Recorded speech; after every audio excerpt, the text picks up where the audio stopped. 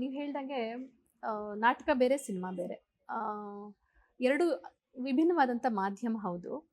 But ನಾನಾಗಲೇ ಹೇಳ್ದಂಗೆ ಇದು ಹಣದ ಆಮ್, ಇದು ಜಾಸ್ತಿ ಇರೋದ್ರಿಂದ ನನಗೆ ರೆಸ್ಪಾನ್ಸಿಬಿಲಿಟಿ ಕೂಡ ಜಾಸ್ತಿ ಇಲ್ಲಿ. ಹಾಗಾಗಿ ನನಗೇನು ಮಾಡಿದೆ ಅಂದರೆ, ನಂಬರ್ ಆಫ್ ಡೇಸ್ ವರ್ಕ್ ಏನಿದೆ ಅದನ್ನ ಇಷ್ಟೇ ಅಂತ ಪ್ಲ್ಯಾನ್ ಮಾಡಿದ್ವಿ. ನಾನು ಸಿನಿಮಾ ಮಾಡ್ತೀನಿ ಅಂತ ಡಿಸೈಡ್ ಮಾಡಿದ ಗಳಿಗೆಯಿಂದ ಆಲ್ಮೋಸ್ಟ್ 6ರಿಂದ 7 ತಿಂಗಳು ಮನೆಯಲ್ಲಿ ಕುತ್ಕೊಂಡು ಪೇಪರ್ ವರ್ಕ್ ಮಾಡಿದ್ದೀವಿ. ಆಗೆಲ್ಲ ಆಗೇನು ಈಗಲೂ ಅಷ್ಟೇ ನಮ್ಮದೊಂದು ಆಫೀಸ್ ಗಿಫೀಸ್ ಮಾಡ್ಕೊಂಡಿರಲಿಲ್ಲ.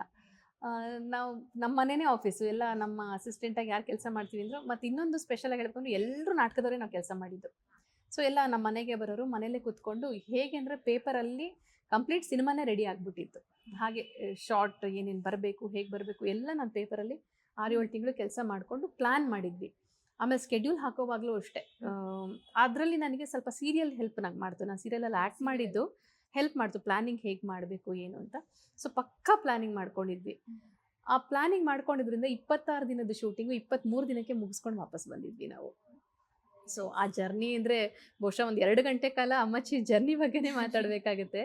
ನಾನು ಅವಧಿನಲ್ಲಿ ಜೇನ್ ಮೋಹನ್ ಸರ್ ಅವರ ಅವಧಿ ಮ್ಯಾಗ್ಝಿನಲ್ಲಿ ಇಡೀ ನಾನು 17 ಎಪಿಸೋಡಲ್ಲಿ ಬರೆದಿದ್ದೀನಿ ಹೇಗೆ ಸಿನಿಮಾ ಆಯಿತು ಅಂಥೇಳಿ. ಭಾಳ ಒಳ್ಳೆ ಪ್ರೋಸೆಸ್ ಅದು. ತುಂಬ ಒಂಥರ ಸ್ವೀಟ್ ಮೆಮರೀಸ್ ಅದೆಲ್ಲ.